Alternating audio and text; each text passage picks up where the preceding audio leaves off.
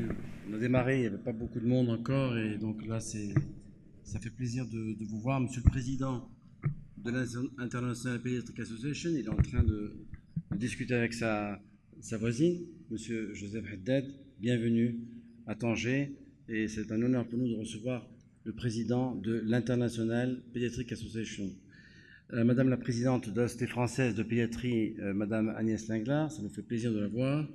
Messieurs, mesdames les présidents des sociétés africaines, alors de Mauritanie, professeur Isselmo, de Tunisie, professeur Khalid Menif, du Mali, professeur Mirem Silla, du Sénégal, professeur Diagne, de Côte d'Ivoire, professeur Amorissani Madeleine, de Guinée-Conakry, professeur Diallo, du Cameroun, professeur Ndembe Paul, de Burkina Faso, professeur Koueta, et enfin de Congo-Brazzaville, docteur Gaganki Yvette. Je vous demande tout simplement de les applaudir.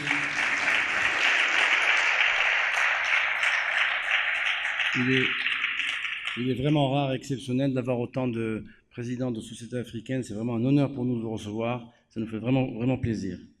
Monsieur le Président, je n'allais pas oublier, bien entendu, nos Marocains. Monsieur le Président de la Société marocaine des sciences médicales, Si Saïd Afif, et à Monsieur le Président de la Société marocaine de pédiatrie, Si Hassan Afidel, mon ami. Chers collègues, bienvenue donc aux Journées interactives de pédiatrie de Tanger. Comme vous l'avez compris, ça fait 25 ans qu'on a démarré notre amicale de Tanger. Nous étions 4 pédiatres. Actuellement, nous sommes près de 60 pédiatres aujourd'hui. Et nous arrivons à notre 20e congrès. Et il nous a semblé utile de revoir un peu la formule de ces journées de pédiatrie pratique que nous faisions vers un congrès plus interactif et tourné vers l'international. Alors, international, ça fait pile un siècle. Je vais faire un petit clin d'œil. 1923, Tanger est devenu international. Sous la direction des Anglais, Espagnols et Français, Tanger était une ville où il y avait toutes les nationalités, une ambiance extraordinaire, et nos grands-parents, nos parents nous ont raconté que c'était une époque magnifique de Tanger, Tanger international, avec une ouverture sur tout le monde, et vous avez des images de Tanger. Donc Tanger a toujours eu cet esprit d'ouverture et une vocation internationale. Bien entendu, Tanger est bien marocaine depuis longtemps, et depuis 20 ans, grâce à l'impulsion donnée par Sa Majesté Mohamed VI, que Dieu l'assiste, Tanger s'est complètement métamorphosé, comme vous pouvez le constater, avec, vous l'avez visité, vous l'avez vu, les images de Tanger actuellement, de la marina, de la ville, du port Med, qui est actuellement le premier port de transbordement d'Afrique, qui a une activité très importante, et avec une zone franche où il y a plus de 600 entreprises étrangères qui travaillent à Tanger. Tanger s'est complètement métamorphosé.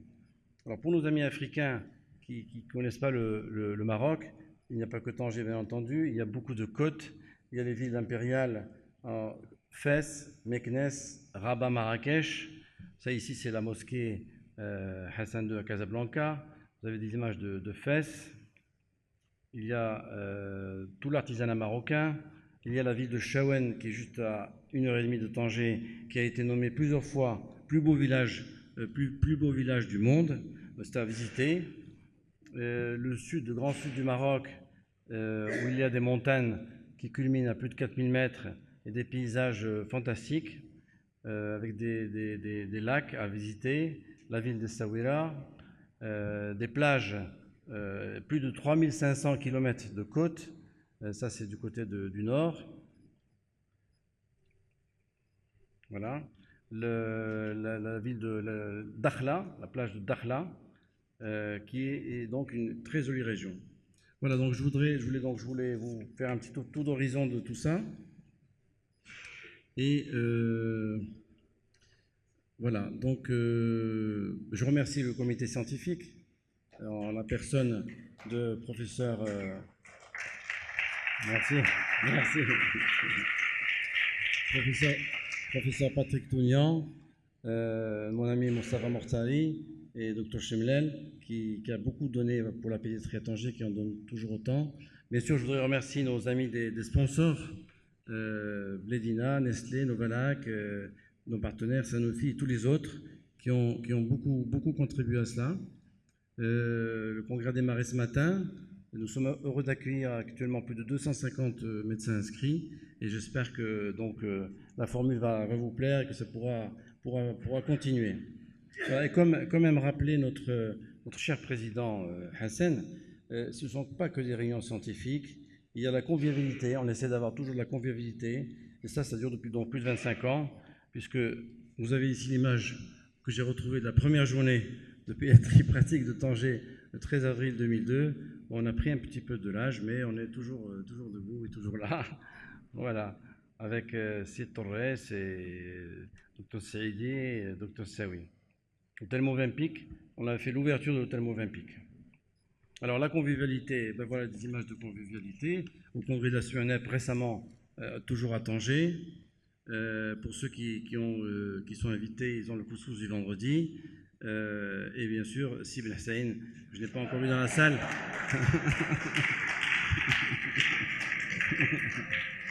Sibel Hussein qui ne manque pas de tous les congrès, et j'espère qu'il va arriver. Et puis ensuite, pardon, j'avais une petite image à vous montrer. Pour ceux qui sont déjà venus hier, ils ont pu apprécier le déjeuner, la convivialité habituelle. Voilà, donc je vous souhaite la bienvenue. Avant de terminer, je voulais quand même rendre hommage à ma femme. Et je vous demande de l'applaudir, je crois qu'elle est là.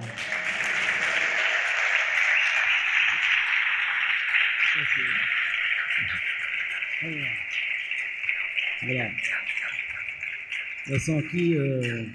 Sans qui j'aurais rien pu faire du tout. Et donc, oui, Mustapha, on a de l'ambition à Tanger. Tu m'as dit, qu'est-ce que tu veux faire? Ben, on va continuer, on va avancer, on veut continuer ce congrès, on va faire encore mieux l'année prochaine, Charles.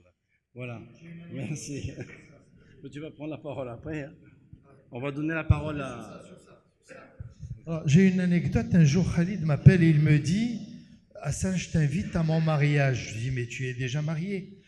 Ça faisait 25 ans, je pense que vous étiez marié. Il m'a dit « Oui, on est mariés, mais on va se remarier. » Et il nous a invités, il a refait son mariage. Voilà, c'est un monsieur.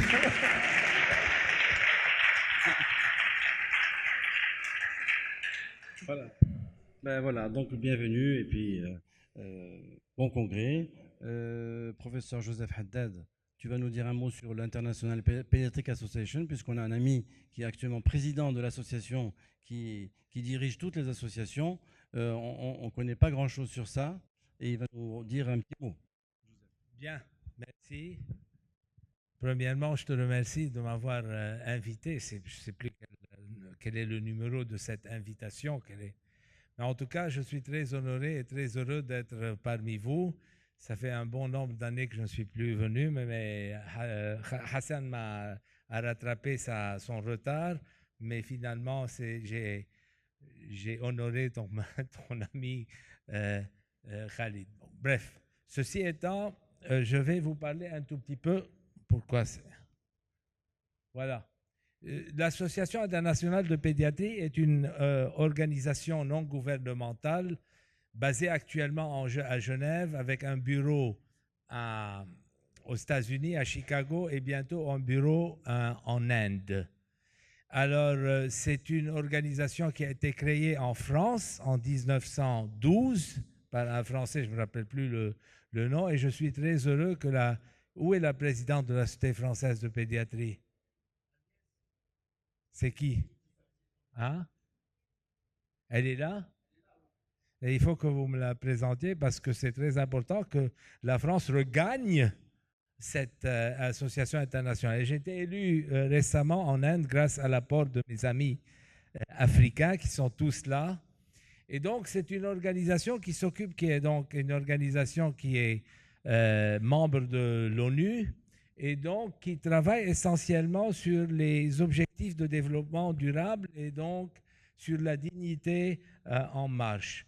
Alors, je reviens un tout petit peu sur les objectifs de développement durable que vous connaissez. On va parler un tout petit peu.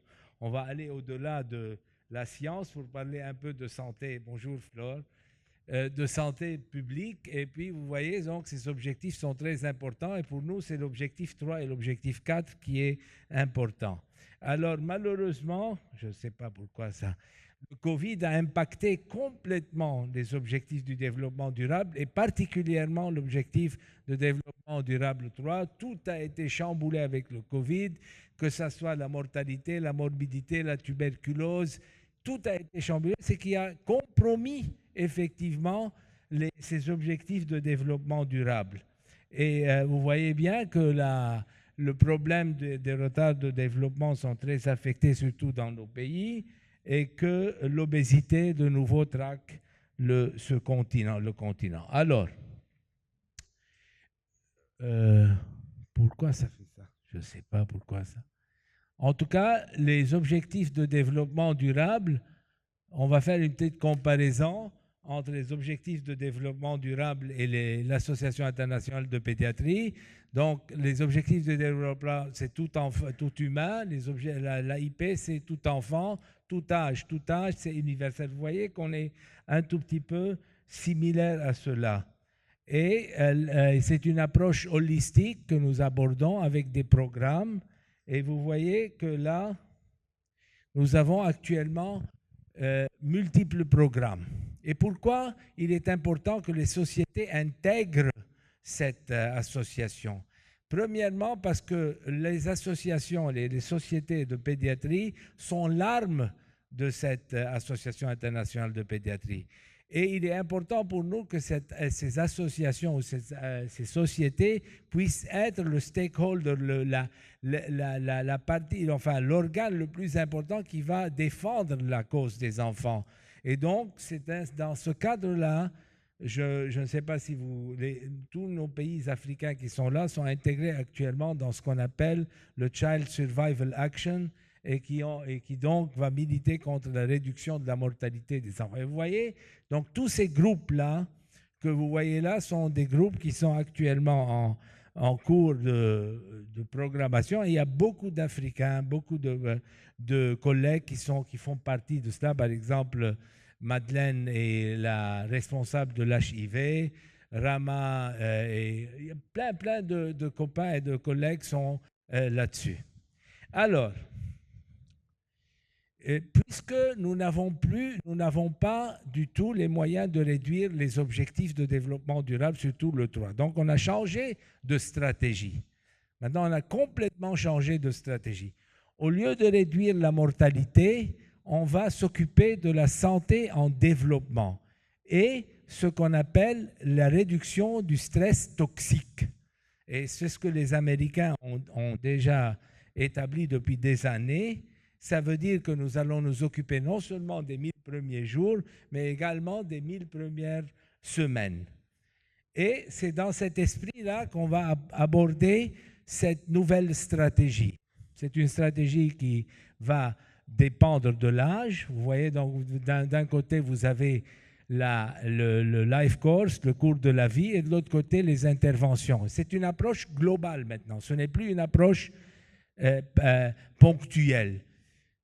Cette approche commence par la mère jusqu'à l'accouchement, les abus, les infections, le climat, les maladies chroniques et la disabilité. Donc, vous voyez de l'autre côté, au milieu, le schéma du cours de la vie. Et de l'autre côté, vous voyez les opportunités de l'intervention. Donc, c'est ça actuellement sur lequel nous travaillons et c'est actuellement que les programmes de cette Association internationale de pédiatrie sont focalisés.